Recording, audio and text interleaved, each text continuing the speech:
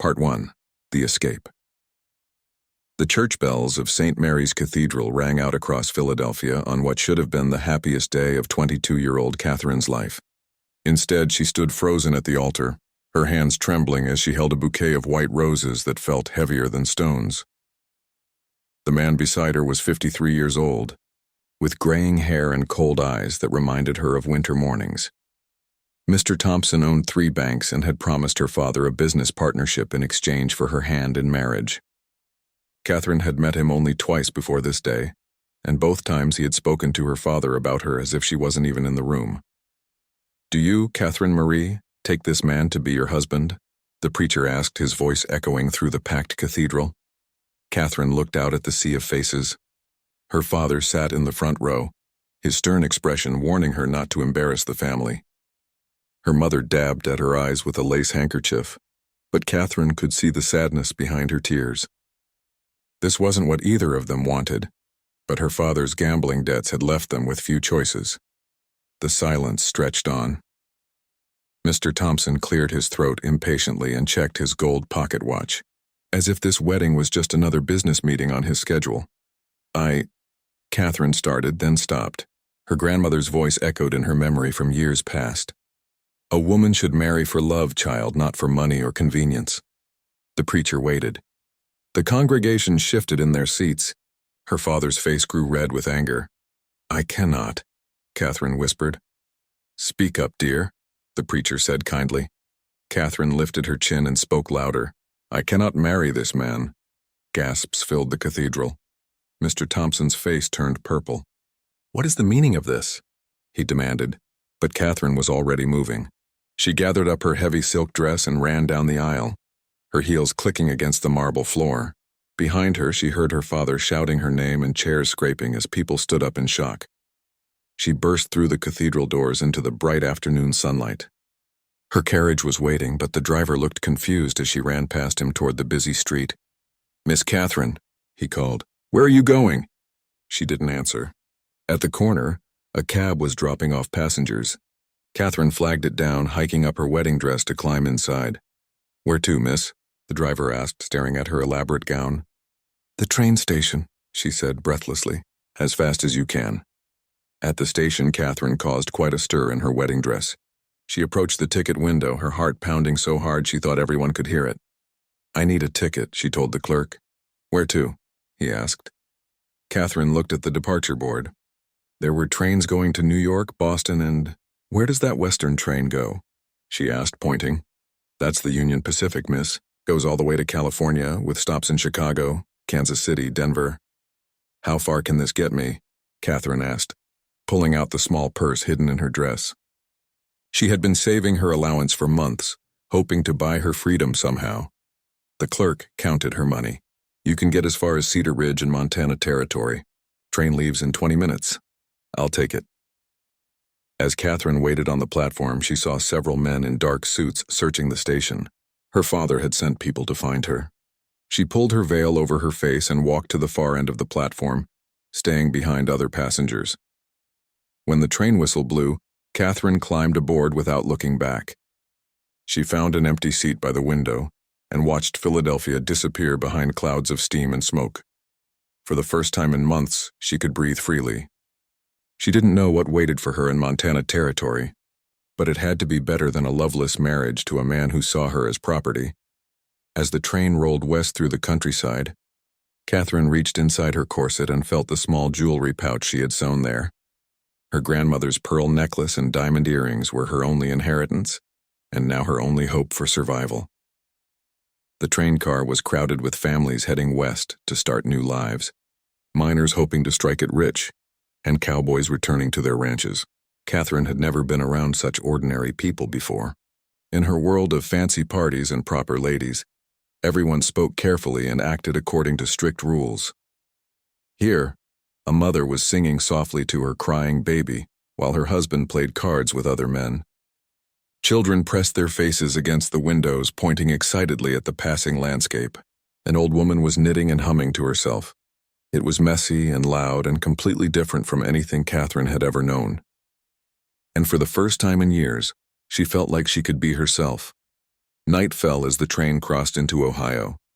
Catherine had never slept anywhere but her own comfortable bed, and the hard train seat made her back ache. But every mile that passed between her and Philadelphia felt like another chain breaking free. She thought about Mr. Thompson's angry face and her father's threats. By now, the whole city probably knew about the runaway bride who had humiliated one of Philadelphia's most powerful men. There would be no going back even if she wanted to. The train stopped several times during the night to take on water and coal. At each station, Catherine peered out the window nervously, half expecting to see her father's men searching for her. But they were moving deeper into unfamiliar territory now, far from her father's influence. By the second day, Catherine's fancy wedding dress was wrinkled and dirty. Her carefully arranged hair was falling down, and her feet hurt from the tight silk shoes. The other passengers had stopped staring at her, though she still drew curious glances from children who had probably never seen such an elaborate dress. A kind woman sitting across from her offered to share her simple meal of bread and cheese. "You running from something, honey?" she asked gently. Catherine nodded, not trusting herself to speak without crying. "Well, the West has a way of giving folks a fresh start," the woman said. "Just remember, running away is only half the battle. The other half is deciding what you're running toward." Those words stayed with Catherine as the train rolled through endless plains and distant mountains. She was running toward freedom, but what would she do with it once she found it? She had been raised to be a gentleman's wife, not to take care of herself. As the third day dawned, the conductor announced they were approaching Cedar Ridge, Montana territory. Catherine gathered her few belongings and prepared to step off the train into a completely unknown future. The train whistle echoed across the vast landscape as Catherine took her first breath of mountain air. Whatever came next, she would face it as a free woman, and that was worth more than all the security her father's arranged marriage could have provided. Part 2, stranded in nowhere. Catherine stepped off the train onto a wooden platform that looked nothing like the grand stations back east. Cedar Ridge wasn't even really a town, just a collection of rough wooden buildings scattered along a dusty main street. The mountain air was thin and cold, making her shiver in her silk wedding dress. The train depot was barely more than a shack with a hand-painted sign. A few other passengers got off with her, a grizzled old miner carrying a pickaxe, a family with 3 young children, and 2 cowboys who immediately headed toward what looked like the town's only saloon. Catherine stood on the platform as the train pulled away, black smoke trailing behind it. The sound of the engine faded into the distance, leaving behind a silence that felt overwhelming after 3 days of constant noise and movement. "You getting picked up, miss?" asked the station master, an elderly man with kind eyes and a weathered face. "No," Catherine said quietly. I'm staying here." He looked at her fancy dress and delicate shoes, then glanced around at the rough frontier town. "You sure about that? This ain't exactly the place for a fine lady like yourself." Catherine felt panic rising in her chest. What had she done? This place looked like it might blow away in the next strong wind. There were no carriages, no proper shops, no signs of the civilized life she was used to. But going back wasn't an option. "I'm sure," she said, trying to sound more confident than she felt. The station master pointed down the street. "Well, if you need a place to stay, Mary Henderson runs the boarding house. It ain't fancy, but it's clean and safe." Catherine picked up her small bag and walked down the dusty main street. Her silk shoes were already getting dirty, and the hem of her dress dragged in the dirt. Men stopped their conversations to stare at her as she passed. She had never felt so out of place in her life. The boarding house was a 2-story wooden building with a hand-painted sign that read, "Henderson's Clean Rooms. Good food." Catherine climbed the steps to the front porch and knocked on the door. A woman in her 50s opened it, wiping her hands on a flour-covered apron. She had graying hair pulled back in a practical bun, and the kind of sturdy build that suggested she worked hard for a living. "Well, I'll be," Mrs. Henderson said, looking Catherine up and down. "Aren't you a sight? Come in, child, before you catch your death." The inside of the boarding house was simple but spotlessly clean.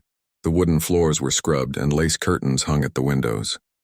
It smelled like fresh bread and coffee, comforting smells that reminded Catherine of her grandmother's kitchen. "I need a room," Catherine said. "I can pay." She reached for her small purse, hoping the money she had left would be enough. Mrs. Henderson studied her with sharp but not unkind eyes. "Running from something, are you?" Catherine's cheeks burned. Was it that obvious? Don't worry, child. Half the people who end up in Cedar Ridge are running from something. The other half are running towards something. Which are you? Both, I think, Catherine said honestly. Mrs. Henderson smiled. Well, that's honest enough. Let's see what you've got. Catherine counted out her remaining money. Mrs. Henderson looked at the small pile of coins and shook her head. This won't cover more than a few days, and that's if you don't eat. Catherine's heart sank. I have these, she said, reaching into her corset for the jewelry pouch.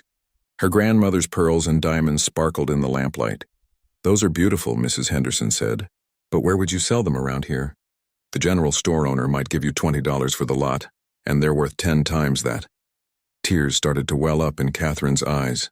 She had been so focused on escaping that she hadn't really thought about what would happen once she got away. Mrs. Henderson sighed. Stop that crying.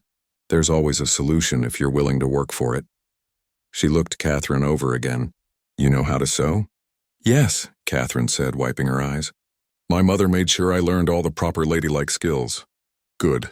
I've got more mending and sewing than I can handle. The men around here are hard on their clothes, and there's nobody else in town who can do fine work. You help me with the sewing, and I'll give you room and board. Catherine felt a wave of relief. Really? You'd do that? Child, I was young and desperate once, too. Someone helped me when I needed it most. Now I'm paying it forward. Mrs. Henderson showed Catherine to a small but clean room on the second floor. It had a narrow bed, a washstand, and a window that looked out over the main street. After the luxury Catherine was used to, it should have felt like a prison. Instead, it felt like freedom. There's a basin and pitcher for washing, Mrs. Henderson said. Supper's at 6, and you might want to see about getting some different clothes. That fancy dress is going to cause talk. Over the next few days, Catherine learned what life was really like in Cedar Ridge. The town existed mainly to serve the ranchers and miners in the area. There was a general store, a saloon, a blacksmith shop, and not much else. The nearest big town was a 3-day ride away. Mrs. Henderson introduced Catherine as her new seamstress, and word spread quickly. Soon, men were bringing in torn shirts, ripped pants, and worn-out socks. Catherine had never mended working clothes before, but she learned quickly. She also learned about the people who lived in this rough place. There was Doc Miller, who treated everything from bullet wounds to broken bones. Tom Wilson ran the general store and knew everything about everyone in a 100-mile radius. The blacksmith, Pete Murphy, was a gentle giant who made horseshoes and repaired wagon wheels. Most surprising to Catherine were the women. She had expected frontier women to be rough and uncultured, but they were some of the strongest, most resourceful people she had ever met. They raised children, tended gardens, helped with ranch work, and somehow managed to create comfortable homes in the middle of nowhere. Mrs. Henderson became like a mother to Catherine, teaching her practical skills. Her fancy education had never covered how to cook over a wood stove, how to preserve food for winter, how to mend clothes so they lasted longer, how to stretch a dollar until it screamed. Being a lady isn't about wearing silk dresses and attending tea parties, Mrs. Henderson told her one evening as they worked on mending by lamplight. It's about having strength when times are hard and grace when people treat you poorly. Catherine was getting used to her new life when everything changed again. She was hanging laundry behind the boarding house when she heard horses approaching. 3 men rode up the main street, and even from a distance Catherine could tell they weren't locals. They wore city clothes and rode like men who weren't used to spending long hours in the saddle. One of them was asking questions and showing something to people on the street, probably a photograph. Catherine's blood turned cold. Her father had found her. She slipped back into the boarding house through the kitchen door, her heart pounding.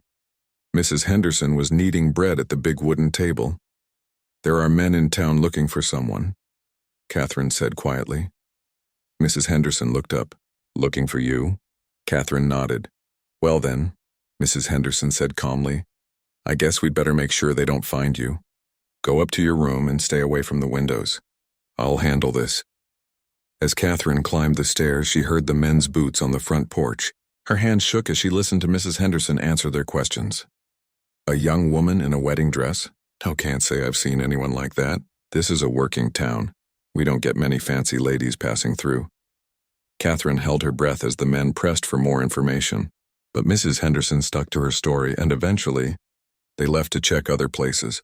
That night, Mrs. Henderson brought Catherine a cup of tea and sat on the edge of her bed. "They'll be back," she said. "Men like that don't give up easy. You're going to need protection." "What kind of protection?" Catherine asked. Mrs. Henderson smiled. "The kind that comes with a wedding ring." Part 3. The proposition Jake McKenna was having the worst year of his life.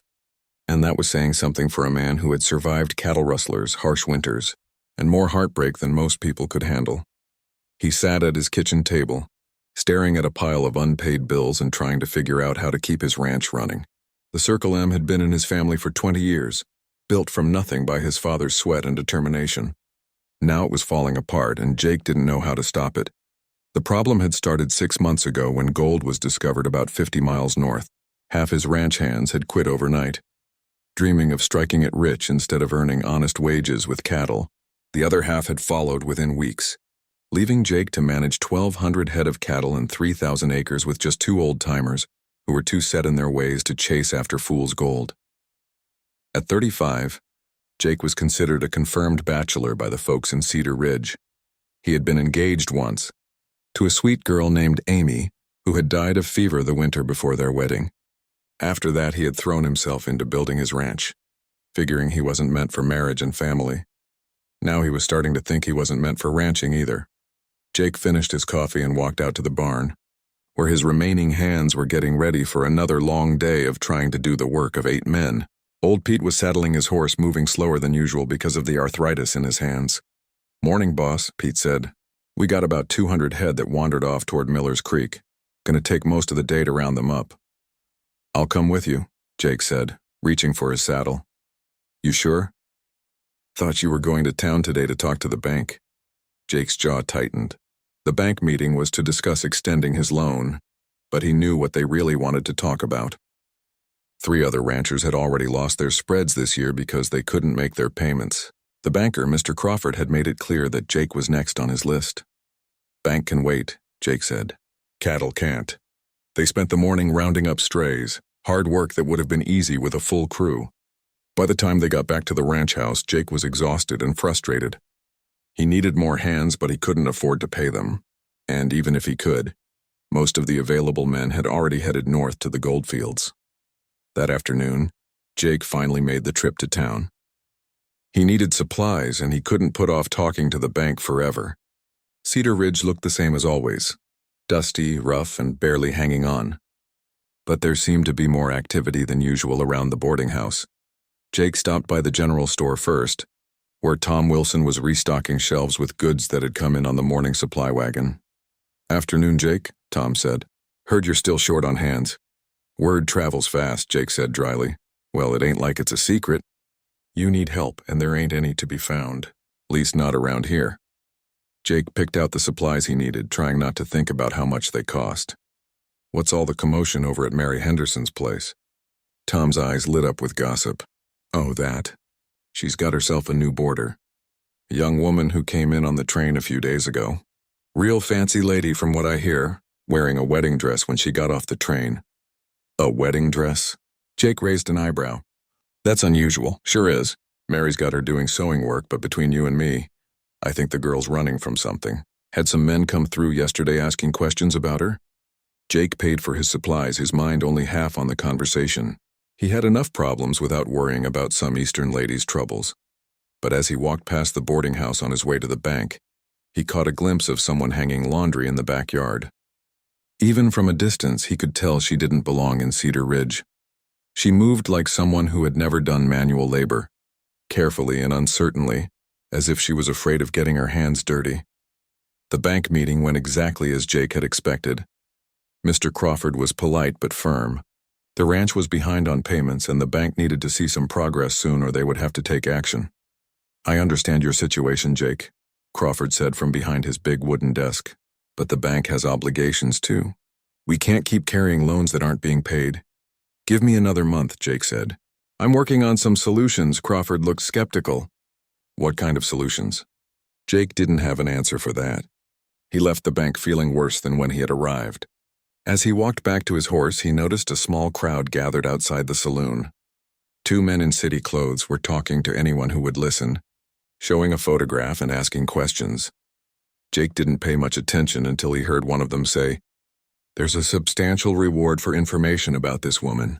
She's mentally unstable and dangerous to herself. Something about the way they said it didn't sit right with Jake. He had dealt with enough dishonest men to recognize the type. These weren't concerned family members. They were hired hunters.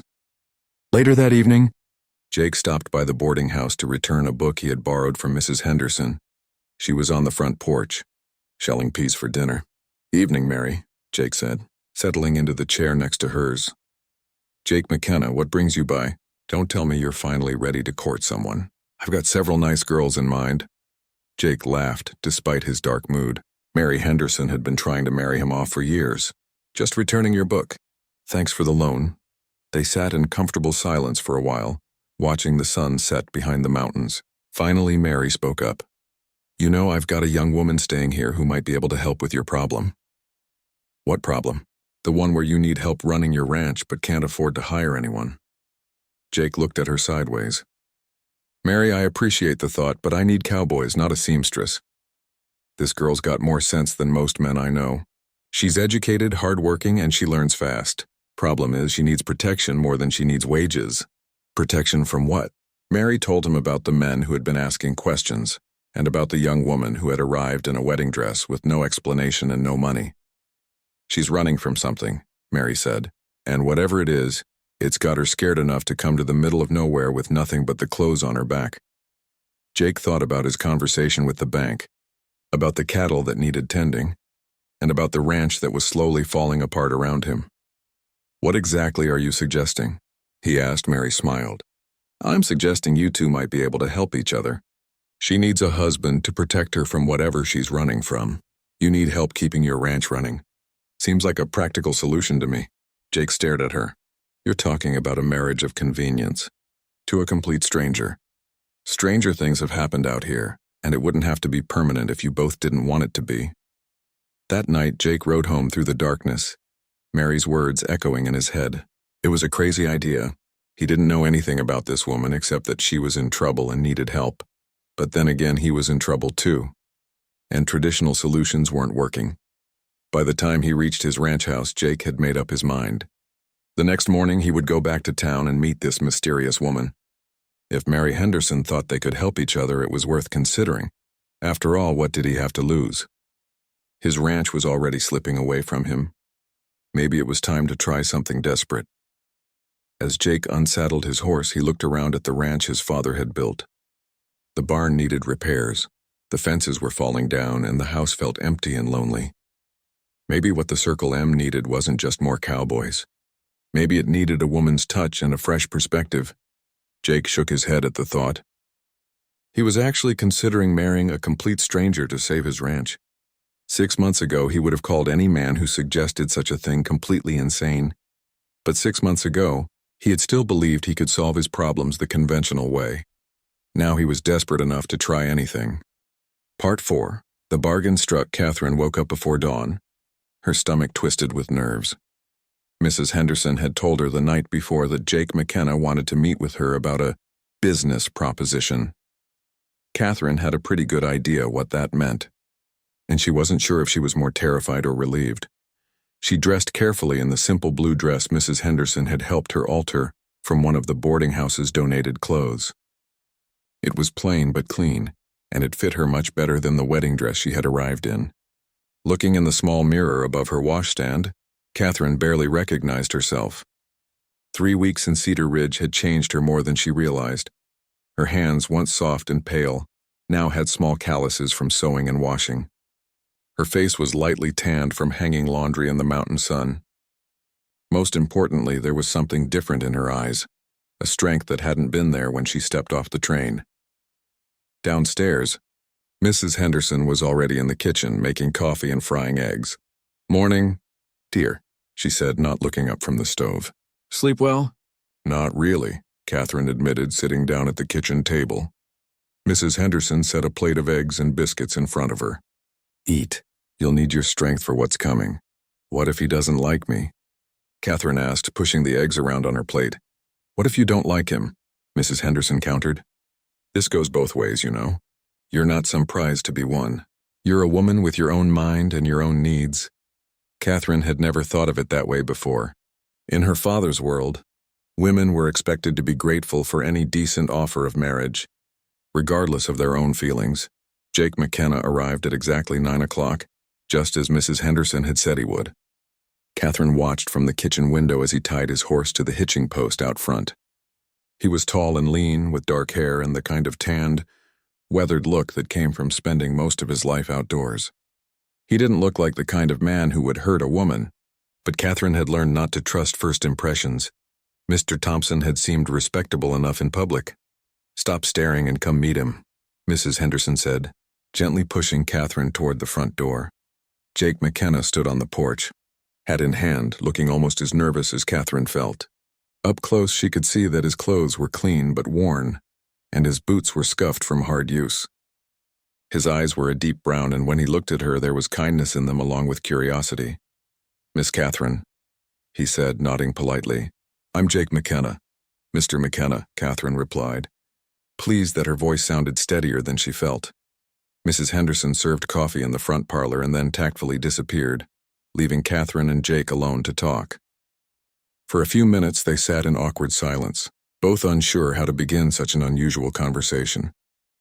Finally, Jake cleared his throat. "Mrs. Henderson tells me you might be interested in a business arrangement." "She mentioned something about that," Catherine said carefully. "But I'm not sure I understand exactly what you're proposing." Jake set down his coffee cup and leaned forward slightly. "Well, it's like this. I own a ranch about 10 miles outside of town. It's a good spread. 3,000 acres, decent water, plenty of grass for cattle. Problem is, I'm running it short-handed and I can't afford to hire the help I need." Catherine nodded, encouraging him to continue. "Mrs. Henderson says you're educated and hard-working. She thinks you might be able to help with the business side of things, keeping books, managing supplies, that sort of work." "I could do that," Catherine said. "I'm good with numbers and I learn quickly."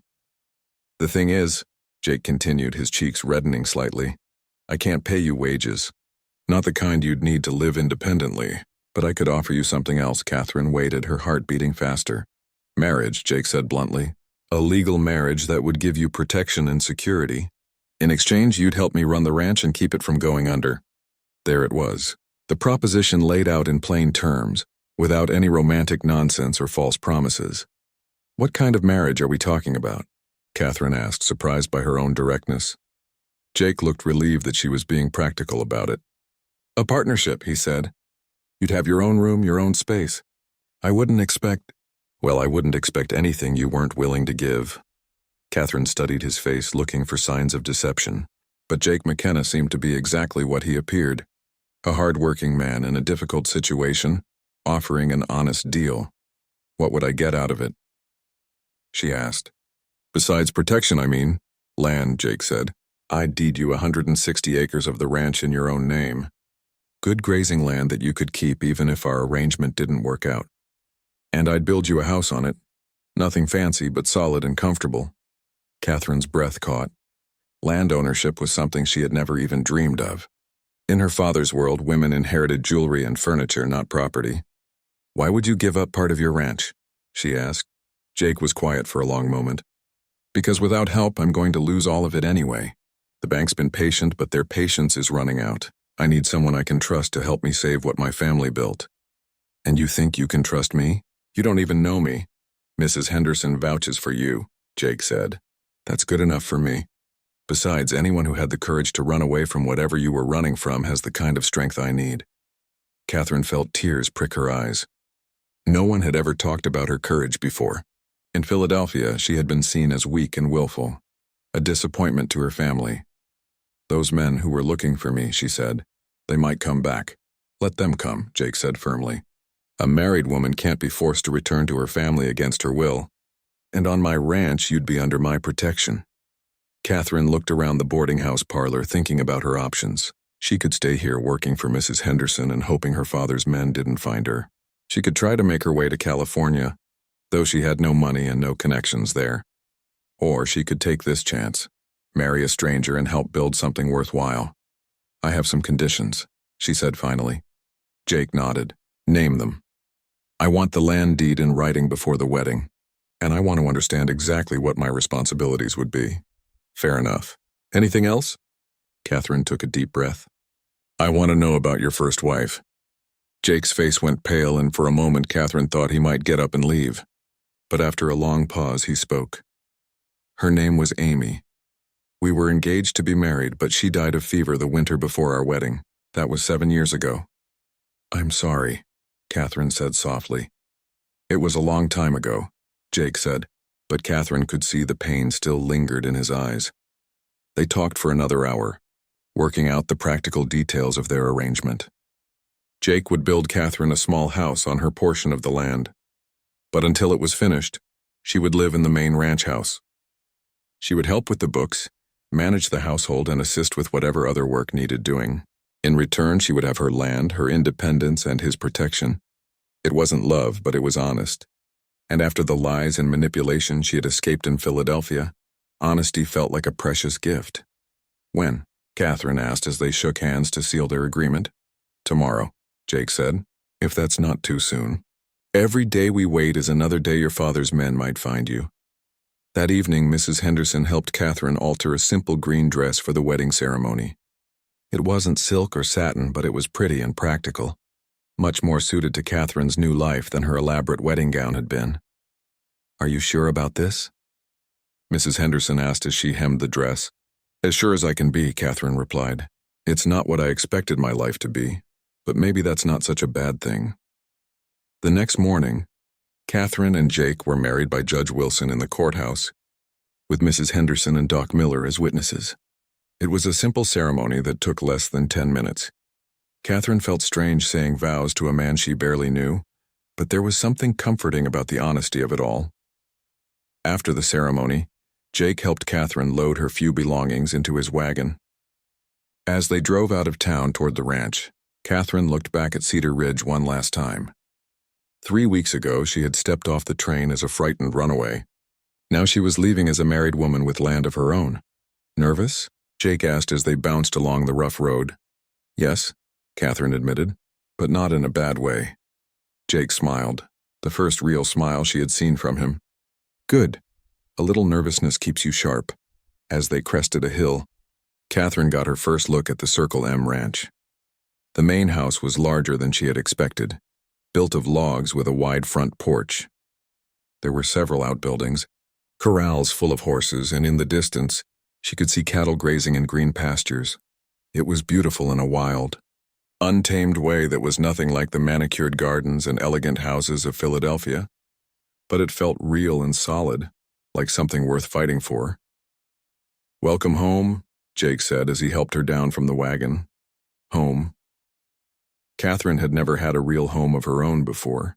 Now she had a husband, land, and a chance to build something with her own hands.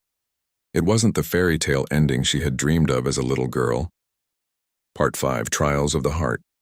The first month of marriage was harder than either Catherine or Jake had expected.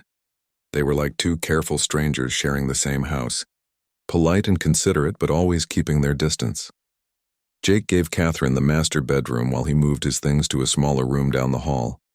They ate meals together and discussed ranch business, but their conversations never went deeper than the weather or the price of cattle. Catherine threw herself into learning everything she could about ranch life. She took over the account books and was horrified to discover how bad things really were. The ranch owed money to the bank, to suppliers, and to several people in town. Without the income from selling cattle in the fall, Jake would lose everything by Christmas. We need to cut expenses, Catherine told Jake one evening as they went over the numbers together. And we need to find ways to bring in more money. Jake looked at the neat columns of figures Catherine had written in her careful handwriting. In just 3 weeks, she had organized the chaotic mess of receipts and bills that he had been stuffing into a drawer. I'm already running the ranch with half the men I need, he said. I can't cut much more. What about this? Catherine pointed to a line in the ledger. You're paying $50 a month to have your laundry done in town. I could do that here. Jake looked embarrassed. Catherine, you didn't marry me to become my washerwoman. I married you to help save this ranch, she said firmly. And right now, every dollar counts. She was right, and Jake knew it. But it felt wrong to ask his wife, even a wife in name only, to do such hard work. Catherine saw his hesitation and sighed. Jake, I'm not some delicate flower. I've been doing laundry at Mrs. Henderson's for weeks. and I'd rather wash clothes than lose the ranch. So Catherine took over the laundry, along with the cooking, cleaning, and bookkeeping. She learned to manage the heavy iron pots on the wood stove, to make soap from animal fat, and to preserve meat for the winter. Her hands grew rough and her back ached from bending over the washboard, but she felt proud of what she was accomplishing. Jake watched his new wife work with growing amazement. The delicate Eastern lady who had stepped off the train was transforming into someone stronger and more capable every day.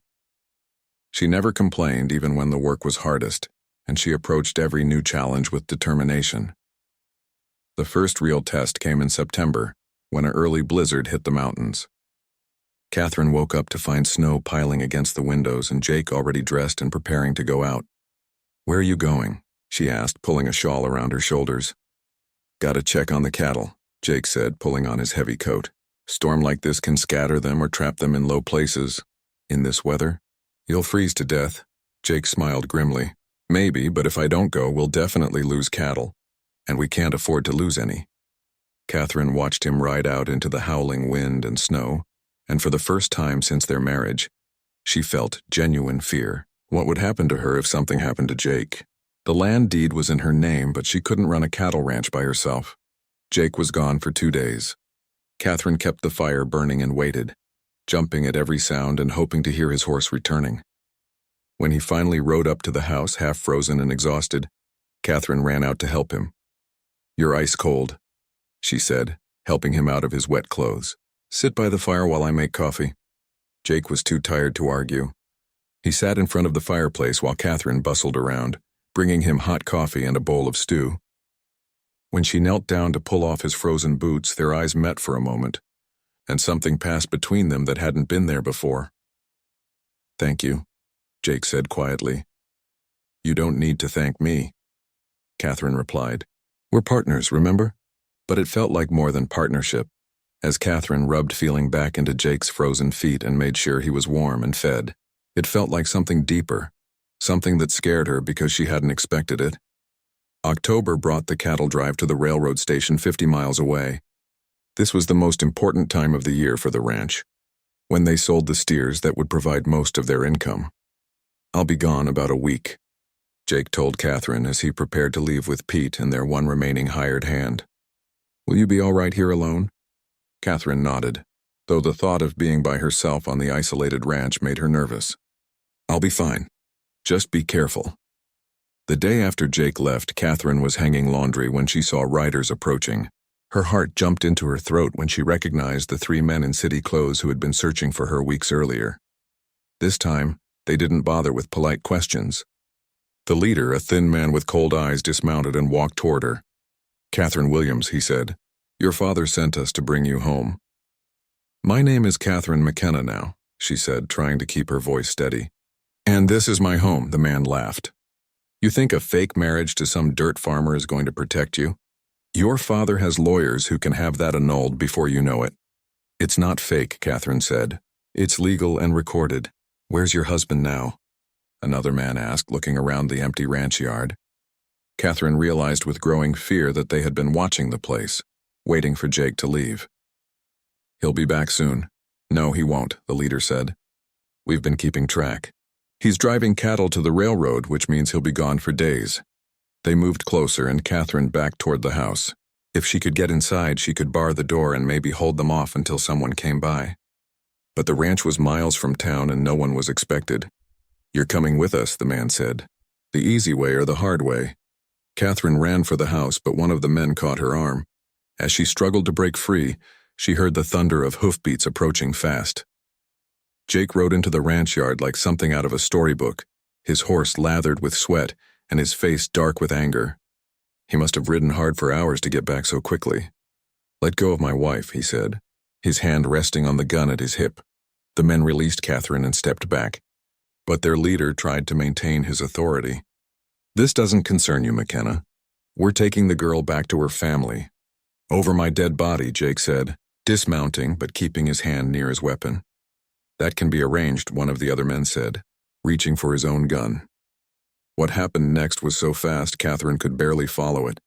Jake drew his pistol with a speed that made the other men hesitate, and in that moment of hesitation, Pete and the hired hand rode up behind them. Suddenly, the odds had shifted. 3 ranch hands with drawn weapons faced 3 city men who had clearly never been in a real gunfight. "I think you gentlemen had better leave," Jake said calmly. "And if I see you on my property again, I won't be so polite." The men backed toward their horses, trying to save face. "This isn't over," the leader said. "Her father has resources you can't imagine." "Then he should have raised a daughter who wanted to stay home," Jake replied. After the men rode away, Catherine found herself shaking with reaction. Jake holstered his gun and walked over to her.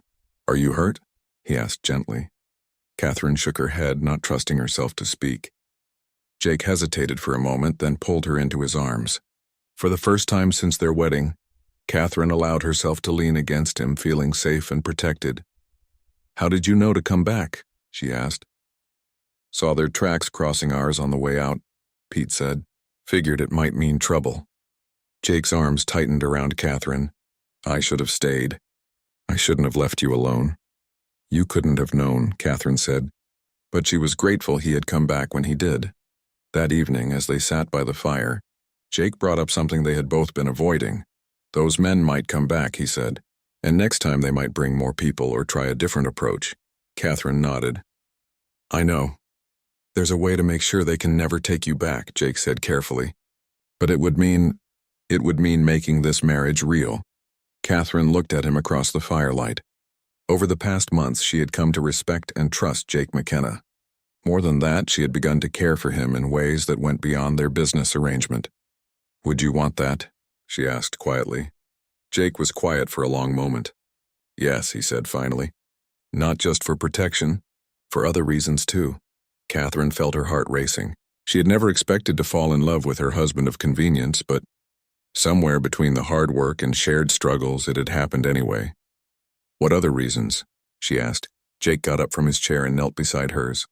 "Because you're the strongest, most amazing woman I've ever known.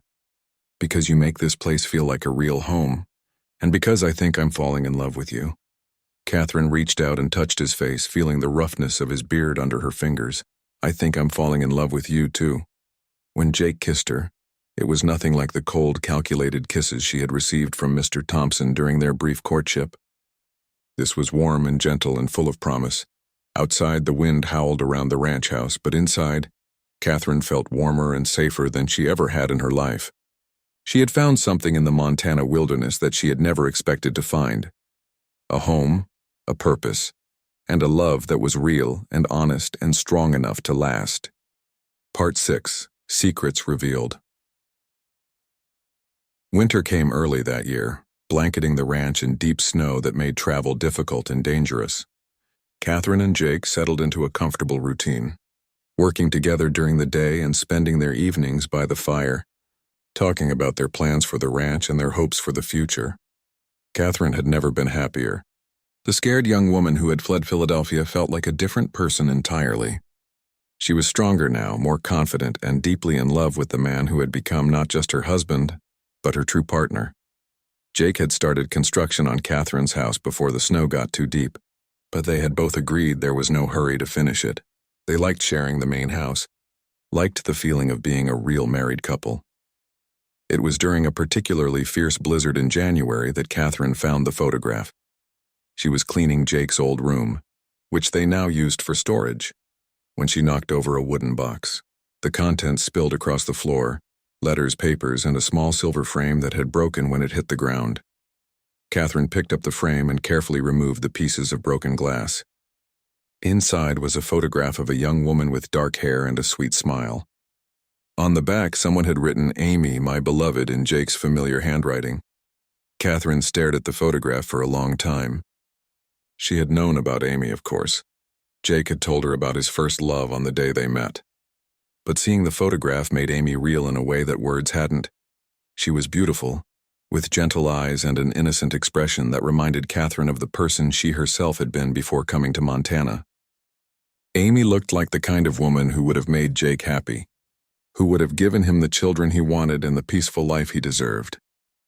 Catherine carefully put the photograph back in its frame and returned it to the box. She didn't mention finding it to Jake, but it troubled her more than she wanted to admit. Had Jake married her just because he needed help with the ranch or because she reminded him of Amy in some way?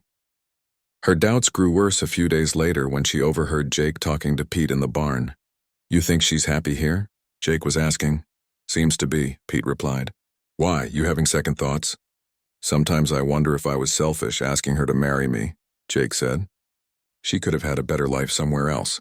A woman like her deserves better than this rough place." "A woman like her deserves a man who loves her," Pete said. "And you do love her, don't you?" There was a pause before Jake answered. "Yes, but sometimes I wonder if it's fair to her. Amy was born to this life, Catherine. Catherine was meant for something finer." Catherine slipped away before she could hear any more, her heart heavy with confusion and doubt. Did Jake see her as a poor substitute for the woman he had really loved? Was he comparing her to Amy and finding her lacking? That evening Catherine was quieter than usual. Jake noticed and asked if something was wrong, but she just said she was tired from the day's work. Their peaceful winter routine was shattered a week later when Tom Wilson arrived from town, his horse steaming in the cold air. "Sorry to bother you folks," Tom said, accepting the cup of hot coffee Catherine offered him. "But there's been some developments you need to know about." Jake and Catherine exchanged glances. "What kind of developments?" Jake asked. "Well, those men who were looking for Catherine came back. This time they brought a lawyer with them, and they've been asking a lot of questions about your marriage. They're claiming it's not legal because Catherine was already engaged to someone else when she married you." Catherine felt the blood drain from her face. "That's not true. I never signed any legal documents with Mr. Thompson." "Maybe not," Tom said, "but they're making noise about having it investigated. And there's something else. They're offering a $1,000 reward for information about Catherine's whereabouts." $1,000 was more money than most people in Cedar Ridge would see in 5 years. Catherine knew that kind of money could tempt even honest people to betray her. "What do you think we should do?" Jake asked Tom. "Well, if I were you, I'd make sure all your paperwork is in order, and I'd be real careful about who you trust. That kind of money makes people do things they wouldn't normally do." After Tom left, Catherine and Jake sat by the fire in troubled silence. Finally, Catherine spoke up. "Jake, there are things about my past that I haven't told you." Jake looked at her seriously. "I figured there might be. You want to tell me now?" Catherine took a deep breath and told him everything. About her father's gambling debts and his arrangement with Mr. Thompson. About the controlling way Thompson had treated her during their brief courtship, and the way he had talked about her as if she was property he was purchasing. "He told my father that a wife should be seen and not heard," Catherine said. "He had very specific ideas about how I should dress, how I should behave, even what books I should be allowed to read. When I tried to express an opinion about something, he would pat my hand and tell me not to worry my pretty head about such things." Jake's jaw tightened. "No wonder you ran." "The worst part was that my father agreed with him," Catherine continued. "He said I was too headstrong and needed a firm hand to guide me. They talked about me like I was a horse that needed breaking." "You did the right thing leaving," Jake said firmly. "No woman should have to live like that." "But what if they're right about the marriage not being legal?" Catherine asked. "What if they can force me to go back?" Jake was quiet for a moment, staring into the fire. "There's something I need to tell you too," he said finally. Catherine's heart sank. Here it comes, she thought. He's going to tell me he made a mistake. "It's about Amy," Jake said. "About how she really died." Catherine waited, not sure she wanted to hear this. "She didn't die of fever," Jake said slowly. "She died in childbirth. We had been together before the wedding. It wasn't planned, but when we found out she was expecting, we moved up the wedding date." Catherine felt a stab of sympathy. "Jake, you don't have to—" "Yes, I do," he said. "You need to know all of it. The baby was born too early. Amy bled to death trying to bring him into the world, and the baby died a few hours later." Catherine reached out and took his hand. She could see the pain in his eyes, pain that had been buried for 7 years. "I blame myself," Jake continued. "If I had been more careful, if we had waited for the wedding, maybe they both would have lived." "It wasn't your fault," Catherine said softly. "Maybe not, but I swore I would never put another woman at risk like that. That's why I suggested a marriage of convenience when Mrs. Henderson brought up the idea. I thought I could protect you without getting too involved." Catherine smiled sadly. "That didn't work out quite the way you planned, did it?" Jake squeezed her hand. "No, and I'm glad it didn't. Catherine, what I feel for you is different from what I felt for Amy. Amy and I were young and innocent. What we have is deeper, built on respect and partnership and shared struggles. But do you think I'm a poor substitute for her? Catherine asked, voicing her deepest fear. Jake looked shocked. What? No. Catherine, you're not a substitute for anyone. You're the strongest, most amazing woman I've ever known. Amy was sweet and gentle, but she never would have survived what you've been through. She never could have helped save this ranch the way you have. Catherine felt tears in her eyes. I found her photograph when I was cleaning. She was beautiful. Yes, she was, Jake said. But beauty isn't everything. You have something Amy never had. Courage and determination and the ability to face whatever life throws at you. I love you for who you are, not because you remind me of someone else. They held each other close as the wind howled outside, but their peace was short-lived. The next morning, they woke to find fresh horse tracks in the snow around the house. Someone had been watching them during the night. We need to be more careful, Jake said, checking to make sure his rifle was loaded. They're not giving up. That afternoon, Mrs. Henderson arrived unexpectedly, her face grim with worry. I came to warn you, she said without preamble. Those men are back in town, and this time they brought reinforcements. And Catherine, honey, they know things about your family that they're using to turn people against you. What kind of things? Catherine asked with dread. They're saying your father is a prominent businessman whose daughter was kidnapped and forced into marriage. They're making you sound like a victim and Jake like a criminal. Catherine felt sick. Her father was still trying to control her story even from hundreds of miles away. What are people saying? Jake asked. Most folks don't believe it, Mrs. Henderson said. They can see how happy you two are together. But that $1,000 reward is making some people think twice about their loyalties. We need to get ahead of this, Catherine said. We need to tell people the truth before the lies take hold. Jake nodded. Tomorrow we'll go to town and set the record straight. People deserve to know what really happened. That night, as they lay in bed listening for any unusual sounds outside, Catherine made a decision. Jake, I want to have a baby. Jake turned to look at her in the darkness. Catherine, are you sure? After what I told you about Amy, I'm sure, Catherine said. I love you and I want to build a family with you. I'm not Amy, and I'm not going to live my life in fear of something that might never happen. Part 7. The choice. The confrontation Catherine had been dreading finally came on a cold February morning when she least expected it. She was in town with Jake, picking up supplies and talking to neighbors about the lies being spread about their marriage. Most people in Cedar Ridge had come to know and respect Catherine over the past months, and they weren't easily swayed by the stories being told by strangers. Catherine was coming out of the general store when she saw a familiar figure standing by an expensive black carriage that looked completely out of place on the dusty main street. Her blood turned to ice as she recognized her father. Richard Williams looked exactly the same as the day she had run from the cathedral. Tall, distinguished, and radiating the kind of authority that came from wealth and social position. His expensive coat and polished shoes marked him as clearly as if he had worn a sign saying, I don't belong here. Catherine, he said when he saw her, his voice carrying the tone of disappointed authority she remembered so well. Jake appeared at her side immediately, his hand moving protectively to her back. Mr. Williams, I presume? Her father looked Jake up and down with obvious disdain, taking in his work clothes and weathered appearance. So you're the fortune hunter who kidnapped my daughter. I'm the man who married her, Jake said evenly. With her full consent and in front of witnesses. Consent? Her father laughed bitterly. A confused young woman running from her responsibilities can't give proper consent. Catherine, this nonsense has gone on long enough. You're coming home with me.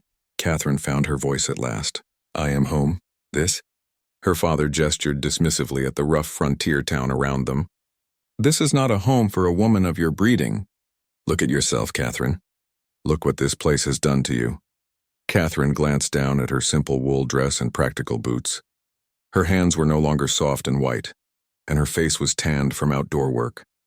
She looked like what she had become, a ranch woman strong and capable. I like what this place has done to me, she said firmly. You've been brainwashed, her father said, by circumstances and by this man who took advantage of your vulnerable state. But it's not too late to fix this. A small crowd was gathering, drawn by the obviously tense confrontation. Catherine saw Mrs. Henderson watching from the boarding house porch, and Doc Miller had paused on his way to the clinic. There's nothing to fix, Catherine said, her voice growing stronger. I chose this life and I choose it again every day. You chose to throw away everything I worked to provide for you, her father snapped, his calm facade cracking. Do you have any idea what your selfish behavior has cost me? Thompson withdrew from the business deal. I've had to sell the house, the carriage, everything to pay my debts. Catherine felt a stab of guilt, but Jake's steady presence beside her gave her strength. I'm sorry about your financial troubles, Father, but I won't ruin my life to solve them. Your life? Her father's voice rose. What life? Living in squalor with a man you barely know? Working like a common servant? This isn't life, Catherine, it's survival. Sometimes survival is more honest than luxury, Catherine replied. Her father's face turned red with anger. I didn't come here to debate philosophy with you. I came to bring you home. Now get in the carriage. She's not going anywhere, Jake said, stepping slightly in front of Catherine. Her father smiled coldly. Actually, she is. You see, I've done my research on your little arrangement. Catherine was legally engaged to Mr. Thompson when she married you. That makes your marriage invalid. Catherine's heart sank. She had feared this moment, but hearing it stated so confidently made it feel real. That's not true, Jake said. There was no legal contract. Ah, but there was, her father said, pulling out a folded document.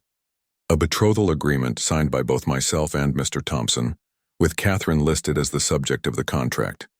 She may not have signed it herself, but as her legal guardian at the time, I had the authority to enter into the agreement on her behalf.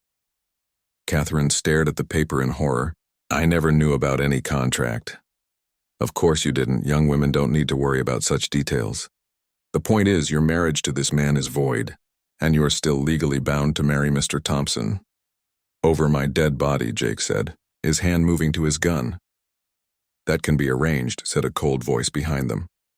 Catherine turned to see Mr. Thompson himself stepping out of the carriage, flanked by two armed men.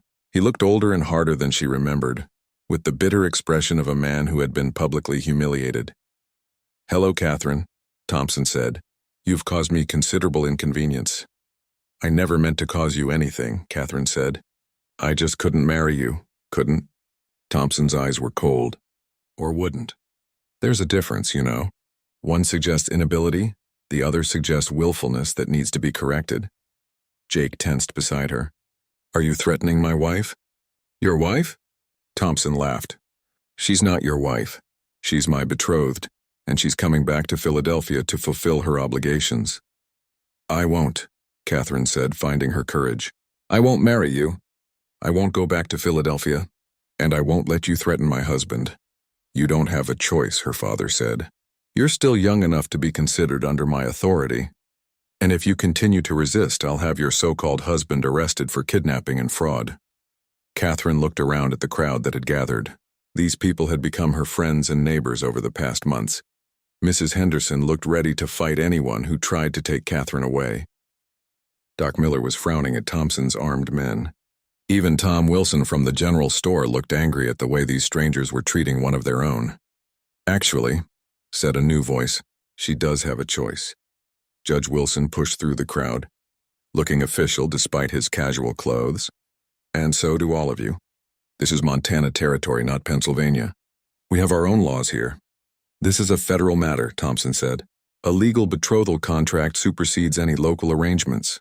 Judge Wilson examined the document Thompson handed him. This is interesting, he said finally. But it has one fatal flaw. What flaw? Her father demanded. It was signed when Catherine was 22 years old, the judge said. In Montana territory, a woman reaches legal majority at 21. At the time this contract was supposedly made, Catherine was already legally an adult and couldn't be bound by agreements made without her consent. Catherine felt a surge of hope. Is that true? It's true, Judge Wilson said. Your marriage to Jake McKenna is completely legal and binding, and no one can force you to leave your husband against your will. Thompson's face turned purple with rage. This is outrageous. Some backwoods judge can't override a legal contract. Actually, I can, Judge Wilson said calmly. This is my jurisdiction and these are my people. And I'm telling you that Mrs. McKenna is free to make her own choices. Catherine felt tears of relief in her eyes. She was really free, legally completely free, but her father wasn't finished. Very well, he said, his voice turning cunning. If legal means won't work, perhaps financial ones will. He turned to Jake. I'm prepared to offer you $10,000 to divorce my daughter and send her back to us. The crowd gasped. $10,000 was an enormous sum, enough to save the ranch 10 times over and set Jake up for life. Jake looked at the money her father was offering, then looked at Catherine. For a moment, Catherine's heart stopped. Would he take it? It was more money than he had ever dreamed of, and it would solve all his problems. Mr. Williams, Jake said finally, you could offer me $100,000 and the answer would still be no. Your daughter isn't for sale. Catherine felt her heart swell with love and pride. Jake had chosen her over financial security, just as she had chosen him over comfort and social position. But Thompson wasn't finished either. If you won't take money, he said to Jake, perhaps you'll respond to other incentives. He nodded to his armed men. Montana Territory is a dangerous place. Accidents happen all the time. Are you threatening him? Catherine demanded, stepping in front of Jake. I'm merely pointing out realities, Thompson said. A man can disappear in this wilderness and never be found. That was too much for the people of Cedar Ridge. Doc Miller stepped forward and Catherine was surprised to see he was armed. Mister, I don't know how you do things back east, but around here we don't take kindly to folks threatening our neighbors. Mrs. Henderson appeared with a shotgun, and Tom Wilson was carrying a rifle. Even old Pete had materialized from somewhere, armed and ready to fight. You gentlemen seem to be outnumbered, Judge Wilson observed mildly. Thompson's men looked nervously at the growing crowd of armed townspeople. This wasn't what they had expected when they came to collect one runaway bride. Catherine looked at her father and saw him clearly for the first time in her life.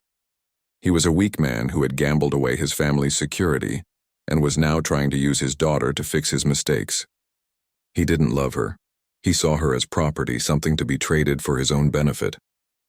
Father, she said, her voice carrying across the silent street.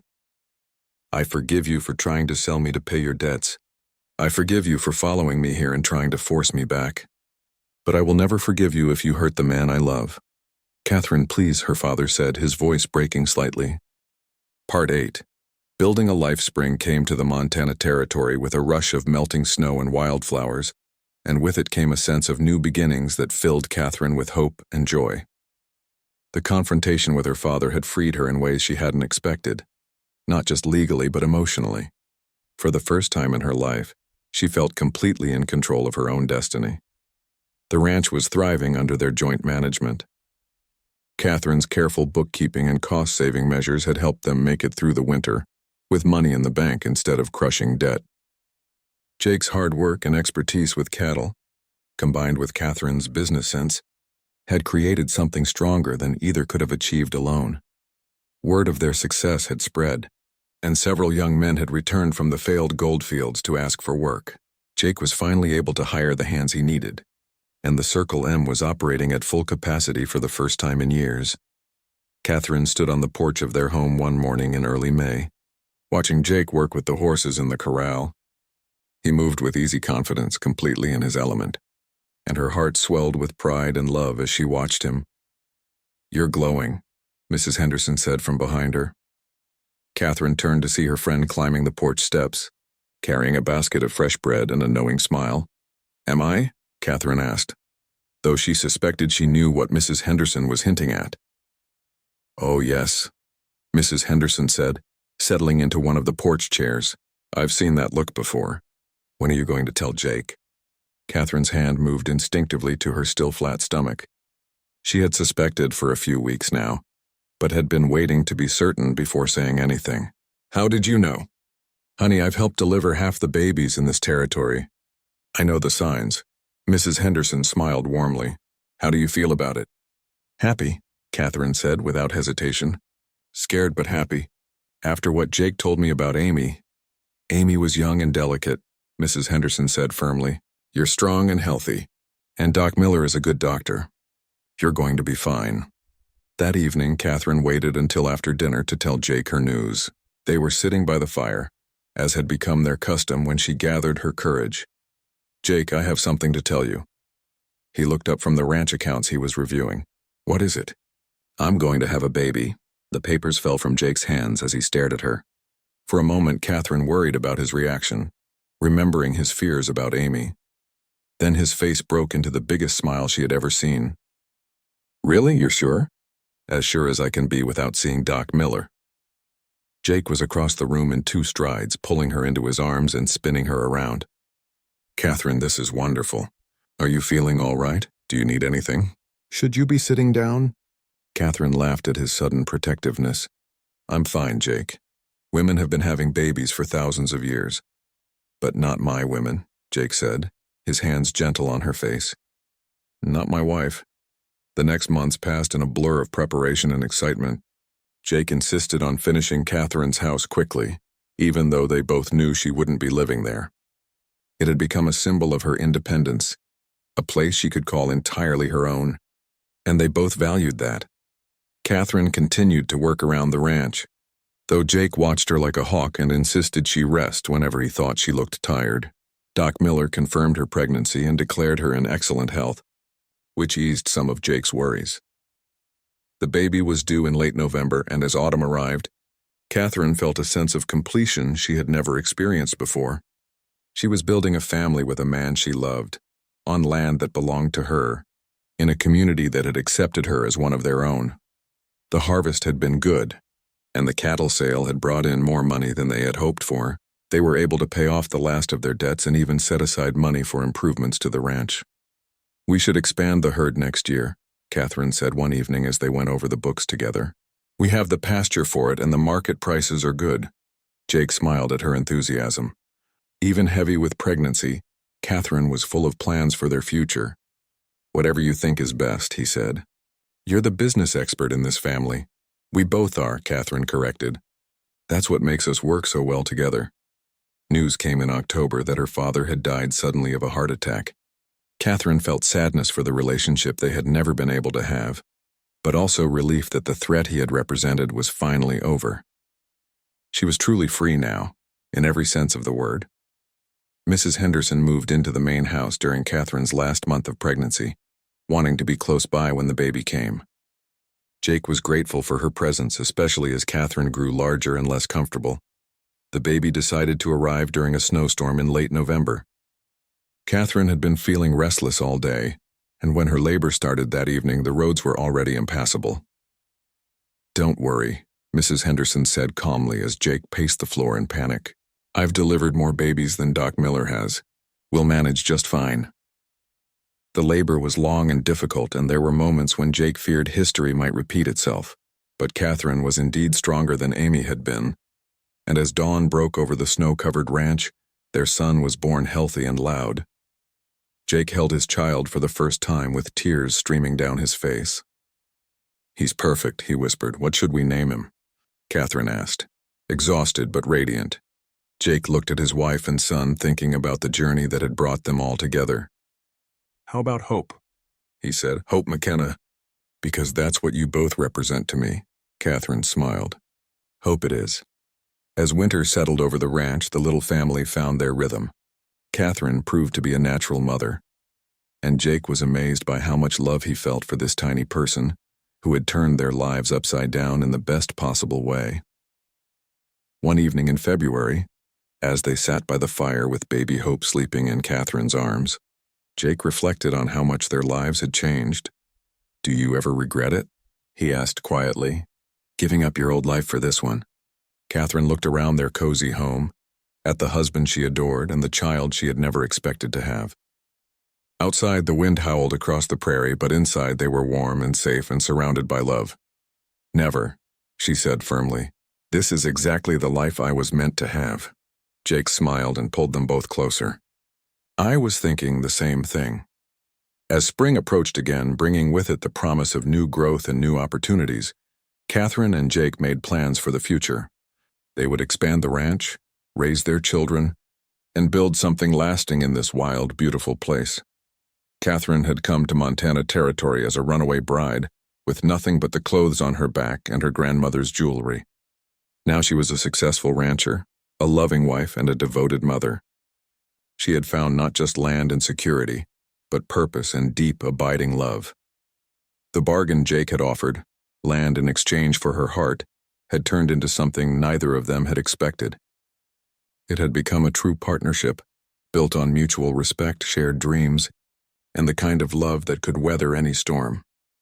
Looking back, Catherine realized that running away from her wedding had been the best decision she had ever made.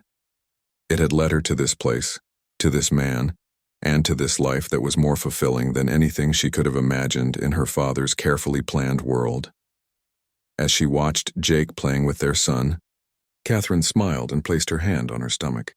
Where another child was already growing, their family was just beginning, and their future stretched out before them like the endless Montana sky, full of possibility and promise. She had given Jake her heart, and in return, he had given her everything she had never dared to dream of. It was, she thought, the best bargain anyone had ever made.